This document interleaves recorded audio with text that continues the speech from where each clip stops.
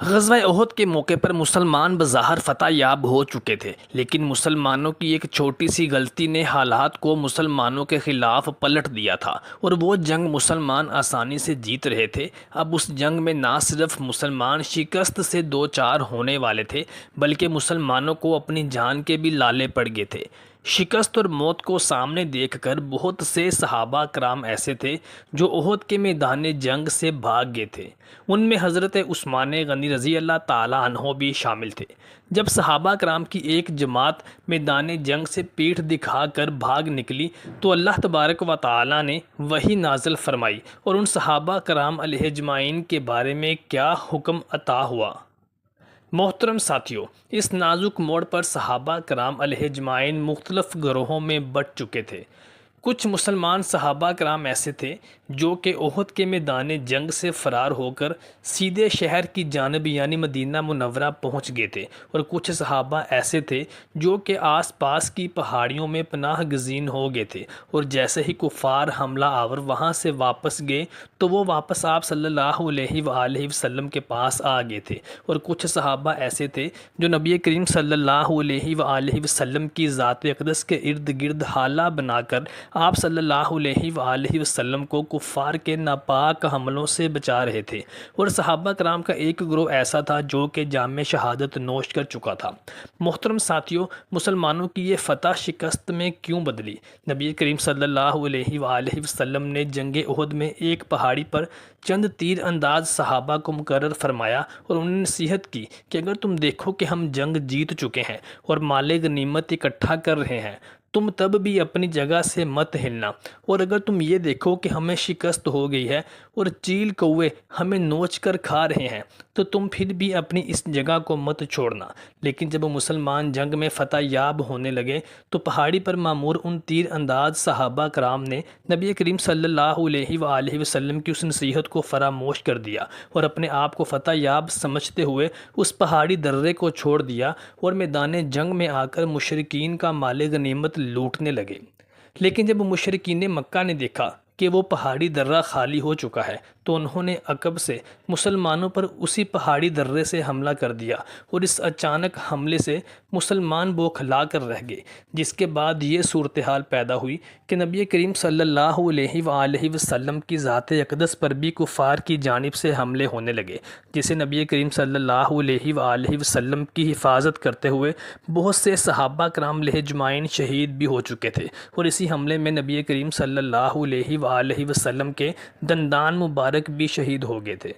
حضرت عثمان غنی رضی اللہ تعالیٰ عنہ معاویہ ابن ابی سفیان کے خاندان یعنی بنو امیہ سے تعلق رکھتے تھے۔ سیدنا عثمان غنی رضی اللہ تعالیٰ عنہ کی شہادت کے پیچھے کار فرما عوامل میں معاویہ ابن ابی سفیان کو بھی مورد الزام ٹھہرایا جاتا ہے، کیونکہ حضرت عثمان غنی رضی اللہ تعالیٰ عنہ خلیفہ وقت نے محاصرین کے شر سے اور باغیوں کے شر سے خود کو بچانے کے لیے معاویہ ابن ابی سفیان کو بھی خط لکھا تھا اور قاصد بھی بھجوائے تھے۔ روایات میں آتا ہے کہ معاویہ ابن ابی سفیان نے خلیفہ وقت حضرت عثمان غنی رضی اللہ تعالیٰ عنہ کو ان بلوائیوں اور محاصرین کے شر سے بچانے کے لیے اپنے کچھ قافلے روانہ کیے تھے، لیکن وہ قافلے بھی راستے میں ہی تھے کہ ان کو حضرت عثمان غنی رضی اللہ تعالیٰ عنہ کی شہادت کی خبر مل گئی۔ لیکن کچھ راوی یہ بھی بیان کرتے ہیں کہ حضرت معاویہ ابن ابی سفیان نے خلیفہ وقت حضرت عثمان غنی رضی اللہ تعالیٰ عنہ کو جان بوجھ کر ان بلوائیوں اور باغیوں کے شر سے نہیں بچایا،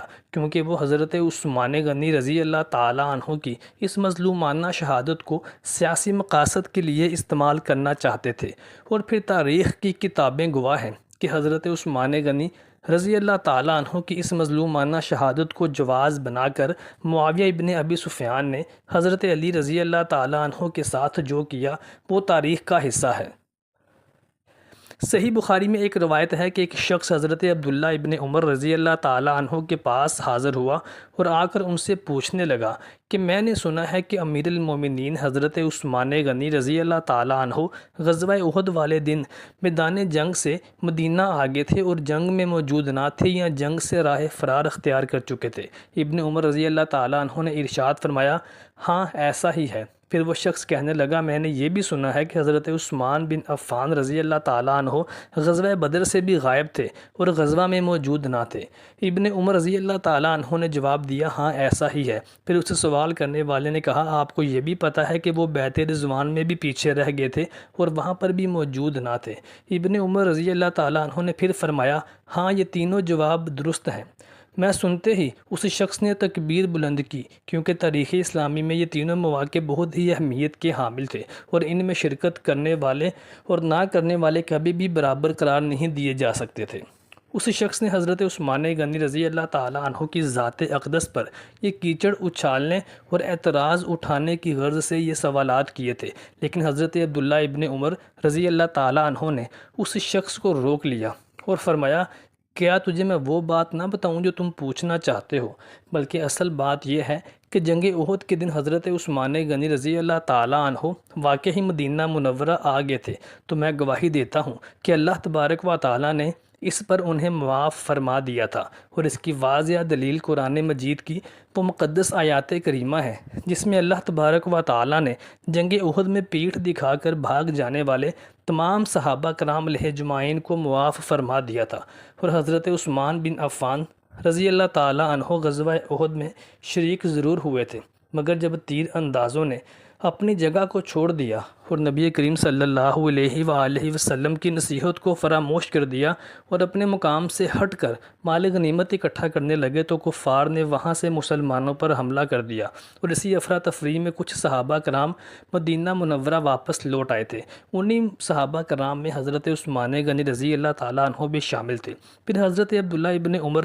رضی اللہ تعالیٰ عنہ فرماتے ہیں اب رہی تیری یہ بات کہ غزوہ بدر میں بھی حضرت عثمان غنی رضی اللہ تعالیٰ عنہ موجود نہ تھے، تو اس کی وجہ آپ کی زوجہ محترمہ تھیں جو کہ نبی کریم صلی اللہ علیہ وآلہ وسلم کی صاحبزادی تھیں، اور نبی صلی اللہ علیہ وآلہ وسلم نے حضرت عثمان غنی رضی اللہ تعالیٰ عنہ کو ان کی تیمارداری کے لیے مدینہ میں رکنے کا حکم دیا تھا اور فرمایا تھا کہ اے عثمان تم اپنی زوجہ کی تیمارداری کے لیے رک جاؤ، تمہارا ثواب اتنا ہی ہے جتنا کہ باقی بدر میں حاضر ہونے والے صحابہ کرام کا ہے۔ اور پھر یہی نہیں بلکہ نبی صلی اللہ علیہ وآلہ وسلم نے حضرت عثمان غنی رضی اللہ تعالیٰ عنہ کو جنگ بدر سے واپسی پر مال غنیمت میں بھی وہی حصہ دیا جو کہ دوسرے صحابہ کرام علیہ اجمعین کو عطا فرمایا تھا۔ اور پھر رہی تری یہ بات کہ بیعت رضوان کی، تو نبی صلی اللہ علیہ وآلہ وسلم نے حضرت عثمان کو اہل مکہ کی طرف بھیجا تھا تاکہ وہ مکہ مکرمہ جا کر اہل مکہ کو بتائیں کہ نبی کریم صلی اللہ علیہ وآلہ وسلم عمرہ ادا کرنے کی غرض سے تشریف لائے ہیں،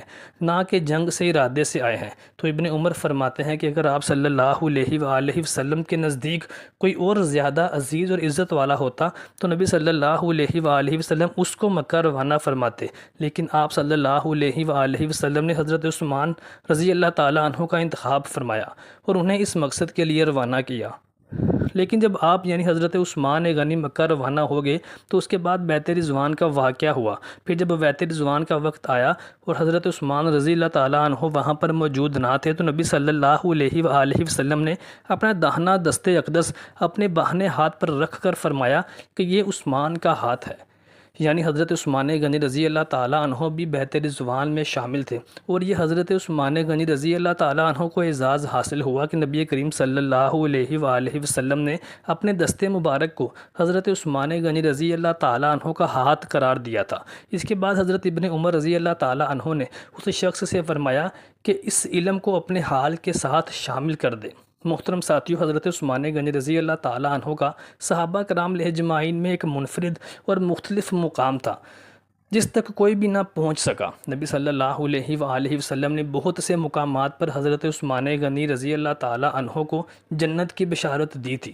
جب مسلمانوں کو مدینہ منورہ میں ایک کنویں کی ضرورت تھی جس سے مسلمان اپنے پانی کی ضروریات کو پورا کر سکیں، تو نبی کریم صلی اللہ علیہ وآلہ وسلم نے ارشاد فرمایا تھا کہ جو شخص کنواں خرید کر مسلمانوں کے لیے وقف کر دے گا اور ان کے پانی کے مسئلے کو حل کر دے گا تو اللہ تعالیٰ اس کو جنت میں جگہ دے گا، اور میں محمد صلی اللہ علیہ وآلہ وسلم اس کو زندگی میں ہی جنت کی بشارت دیتا ہوں۔ تو حضرت عثمان غنی رضی اللہ تعالیٰ عنہ ہی وہ شخص تھے جنہوں نے اسی وقت اس کنویں کو خرید کر نبی کریم صلی اللہ علیہ وآلہ وسلم کے حوالے کر دیا تھا اور مسلمانوں کے پانی کے مسئلے کو حل کیا تھا۔ اس کے علاوہ بھی نبی کریم صلی اللہ علیہ وآلہ وسلم نے حضرت عثمان غنی رضی اللہ تعالیٰ عنہ کو عشرہ مبشرہ صحابہ کرام میں شمار فرمایا، یعنی وہ صحابہ کرام جن کو نبی کریم صلی اللہ علیہ وآلہ وسلم نے ان کی زندگی میں ہی جنت کی بشارت دے دی تھی۔ اور پھر آپ صلی اللہ علیہ وآلہ وسلم نے یک کے بعد دیگرے اپنی 2 صاحبزادیوں کو حضرت عثمان غنی رضی اللہ تعالیٰ عنہ کے نکاح میں دیا تھا،